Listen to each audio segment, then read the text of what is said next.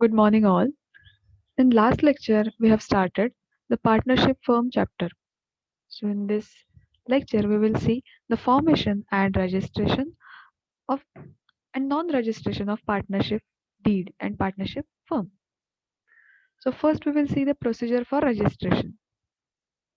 The registration of the firm may be effected at any time by filing an application in the form of statement.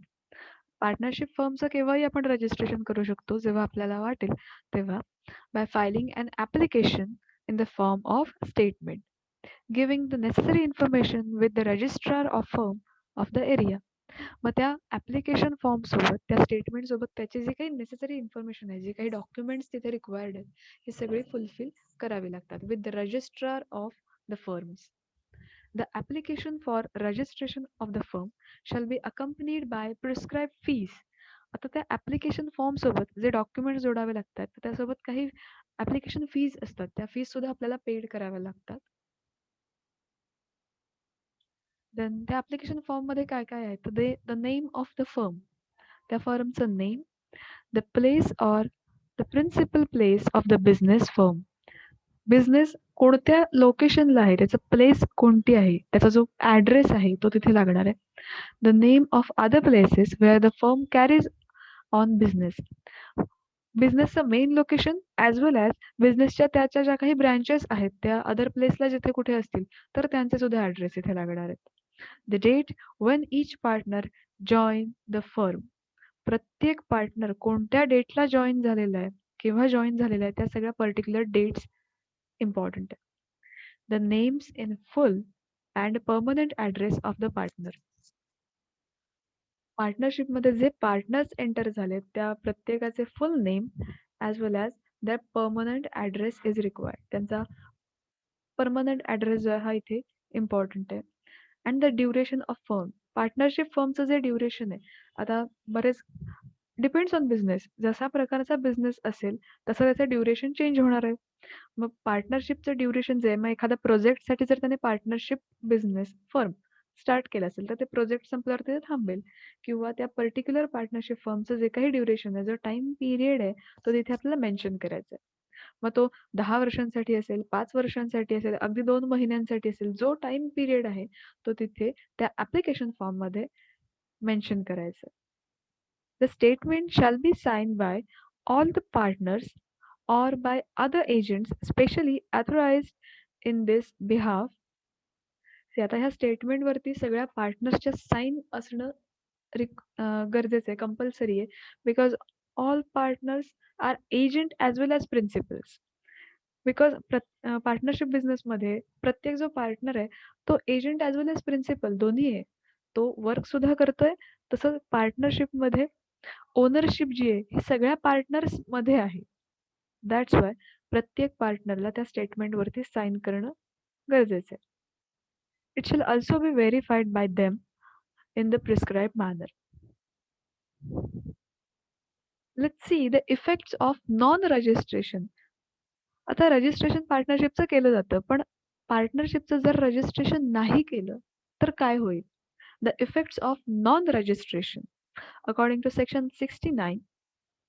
First is suit between partners and the firm. The person suiting as a partner of unregistered firm cannot sue the firm or any partner of the firm to enforce right from a contract or conferred by partnership act. आता partnership फर्ममध्ये जर काही एखाद्या पार्टनरला दुसऱ्या पार्टनरवरती जर खटला दाखल करायचा असेल, केस दाखल करायची असेल, तर जर अनरजिस्टर्ड असेल, जर त्याचं रजिस्ट्रेशन झालेलं नसेल, तर तो त्याच्यावरती केस दाखल करू शकत नाही. जर काही असे सर्कमस्टन्सेस झाले की कंपनीमध्ये काही स्कॅम झाला असेल, काही इल्लीगल ॲक्टिव्हिटीज घडत असतील, तर त्या पर्सनला जर अख्ख्या पार्टनरशिप फर्मवरती केस किंवा खटला दाखल करायचा असेल, तर तो अनरजिस्टर्ड असेल तर तो नाही करू शकत. जर त्या पार्टनरशिप फर्मचं रजिस्ट्रेशन झालं असेल, तर डेफिनेटली तो पार्टनरशिप फर्मवर त्या खटला दाखल करू शकतो किंवा केस जी आहे ही करू शकतो. बट जर रजिस्ट्रेशनच झालं नसेल, तर तो कोणत्याही पार्टनरवरती किंवा पार्टनरशिप फर्मवरती कोणत्याही प्रकारे केस करू शकत नाही. Suit between the firm and third parties. An unregistered firm cannot sue third party to enforce the right arising from the contract until the firm is registered. And second, and the names of persons suing appear as a partner in register of firms. एखादा unregistered firm कोणत्याही third पार्टीवरती case करू शकत नाही. केव्हापर्यंत करू शकत नाही? Until the firm is registered.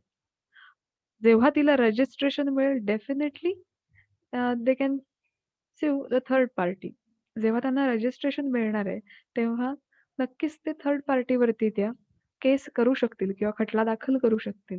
पण जोपर्यंत रजिस्ट्रेशन होत नाही, तोपर्यंत ते खटला दाखल करू शकत नाही. Claim or set off. An unregistered firm or any partner thereof cannot claim a set off in the proceedings instituted against the firm by third party to enforce a right arising from a contract until the registration of firm is effected. जोपर्यंत partnership फर्मचं registration होत नाही, तोपर्यंत कोणताही claim सुद्धा आपल्याला करता येत नाही. जेव्हा पार्टनरशिप फर्मचं रजिस्ट्रेशन होईल, ऑथोरायझेशन त्याला मिळेल, एक ऑथोराइज रजिस्ट्रेशन मिळेल, तेव्हा आपण तिथे क्लेम हा करू शकतो.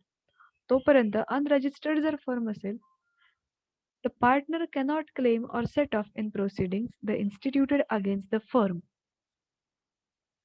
पार्टनरशिप फर्मचं रजिस्ट्रेशन करणं खूप नेसेसरी आहे. कंपल्सरी नाही आहे, बट नेसेसरी आहे हे. बिकॉज जर आपल्याला केस करायची असेल किंवा खटला एखाद्या पर्सनवरती किंवा एखाद्या पार्टनरशिप फर्मवरती करायचा असेल, तर मुळात त्या पार्टनरशिप फर्मचं रजिस्ट्रेशन होणं गरजेचं आहे. जर रजिस्ट्रेशन नसेल, अनरजिस्टर्ड फर्म असेल, तर कोणत्याही प्रकारे आपण क्लेम करू शकत नाही, एखाद्यावर केस करू शकत नाही किंवा एखादा जर थर्ड पार्टी असेल, तर त्यावर सुद्धा आपण केस करू शकत नाही किंवा पार्टनरशिपवरती सुद्धा. So registration is necessary. Next we will see the types of partnership. आता पार्टनरशिपचे सुद्धा आपण टाइप्स बघणार आहोत. First is partnership for a fixed term. When two or more persons enter into partnership agreement for a fixed period for the time, it is called partnership for fixed term. एखादा एखादा partnership business जो आहे हा एखादा particular time पिरियडसाठी एका fix time पिरियडसाठी जर तो असेल, तर त्याला पार्टनरशिप फॉर फिक्स टर्म असं आपण म्हणू शकतो. So when two or more persons enter into agreement, दोन किंवा दोनपेक्षा जास्त पर्सन जेव्हा ॲग्रीमेंटमध्ये एंटर होतील, मुळात minimum 2 is a requirement for partnership firm business. Partnership फर्मचा जो काही बिझनेस आहे, यामध्ये पार्टनरशिप स्टार्ट होण्यासाठी minimum 2 members are required. 2 partners असणं रिक्वायर्ड आहे. So 2 or more persons enter into partnership agreement for fixed period time. दोन किंवा दोनपेक्षा जास्त पर्सन जेव्हा एखाद्या फिक्स टाइम पिरियडसाठी पार्टनरशिपमध्ये एंटर होतात, it is known as a partnership firm for fixed term. In such a case, when fixed period of partnership is over, it comes to an end. मग जेव्हा हा जो एक फिक्स टाइम पिरियड दिलेला आहे आणि हा टाइम पिरियड संपल्यानंतर ही जी पार्टनरशिप आहे ही डिझॉल्व्ह होते. It comes to an end. However, the partners can, if they so choose, continue to carry on the business after the expiration of fixed period. आता जर त्या पार्टनरशिप मधल्या पार्टनर्सना जर वाटलं की आपला टाइम पिरियड जो आहे हा संपतोय, but we want to continue the business, जर त्यांना तो बिझनेस पुढे कंटिन्यू करायचा असेल, तर टाइम पिरियड एक्सपायर झाल्यानंतर परत ॲग्रीमेंट करून ते पुन्हा पार्टनरशिप जो बिझनेस आहे हा कंटिन्यू करू शकतात. Next type is partnership at will. Under Section 7, where the partners do not make any provision in in their contract of partnership, जेव्हा पार्टनर्स त्यांच्या पार्टनरशिप कॉन्ट्रॅक्टमध्ये किंवा पार्टनरशिप ॲग्रीमेंटमध्ये, डीडमध्ये कोणत्याही प्रकारची प्रोव्हिजन करत नाहीयेत. For the duration of partnership and for the determination of partnership, the partnership is known as a partnership at will. मग जेव्हा एखाद्या पार्टनरशिपसाठी एक टाइम पिरियड जो दिलेला आहे, टाइम पिरियड किंवा जे ड्युरेशन आहे, हे तिथे कुठेही मेन्शन केलं नसेल किंवा त्याबद्दलची कोणत्याही प्रकारे प्रोव्हिजन केलेली नसेल, then it is known as a partnership at will. So for the determination of partnership, the partnership is known as a partnership at will. जेव्हा टाइम पिरियडसाठी किंवा ड्युरेशन रिलेटेड कोणत्याही प्रकारची प्रोव्हिजन ही पार्टनरशिपच्या कॉन्ट्रॅक्टमध्ये किंवा त्या ॲग्रीमेंटमध्ये डीडमध्ये जेव्हा केलेली नसेल, then it is known as a partnership at will. Section 43 lays down that where the partnership is at will, the firm may be dissolved by any partner at any time he so desire by giving a notice in writing to all the partners of his intention to dissolve the firm. आता section 43 lays down 43 ने काय सांगितलं तर जेव्हा एखादा partnership at will या टाईपच्या पार्टनरशिपमध्ये जेव्हा आता ही फर्म ही डिझॉल्व्ह होऊ शकते. केव्हा डिझॉल्व्ह होईल? जेव्हा एखादा कोणीही पार्टनर त्याला कोणत्याही वेळेला त्याला जर वाटलं, की त्या पार्टनरशिप फर्ममधून त्याला बाहेर यायचंय. ती पार्टनरशिपमधून त्याला पार्टनरशिप फर्मच्या बिझनेसमध्ये त्याला राहायचं नाहीये. Then he may dissolve the firm. मग तो हे पार्टनरशिप केव्हा कॅन्सल करू शकतो? तर नोटीस देऊन रायटिंगमध्ये जर त्याने तशी नोटीस प्रोव्हाईड केली असेल बाकीच्या पार्टनर्सना, तर ही पार्टनरशिप जी आहे ही डिझॉल्व्ह होऊ शकते. Next is particular partnership.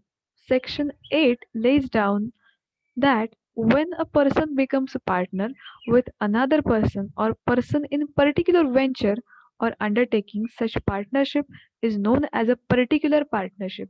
जेव्हा एखादा person to become a partner with another person or particular venture, जेव्हा एखादा person पार्टनरशिप बिझनेसमध्ये एखाद्या पर्सनला एका पर्टिक्युलर इंटेन्शनने जेव्हा त्याला पार्टनरशिपमध्ये एंटर करून घेतोय किंवा एखाद्या particular व्हेंचरसाठी, then it is known as a particular partnership. The particular partnership comes to an end as soon as the business or venture it gets completed. जेव्हा तो बिझनेस हा कम्प्लीट होणार आहे किंवा त्यांचं जे काही व्हेंचर आहे हे कम्प्लीट होईल, तेव्हा तो बिझनेस जो आहे हा संपणार आहे. सो पर्टिक्युलर पार्टनरशिपमध्ये जो पार्टनर आहे, जो पर्सन आहे, तो दुसऱ्या एखाद्या पार्टनरला एखाद्या पर्टिक्युलर इंटेन्शनसाठी त्या पार्टनरशिपमध्ये एंटर करून घेतो.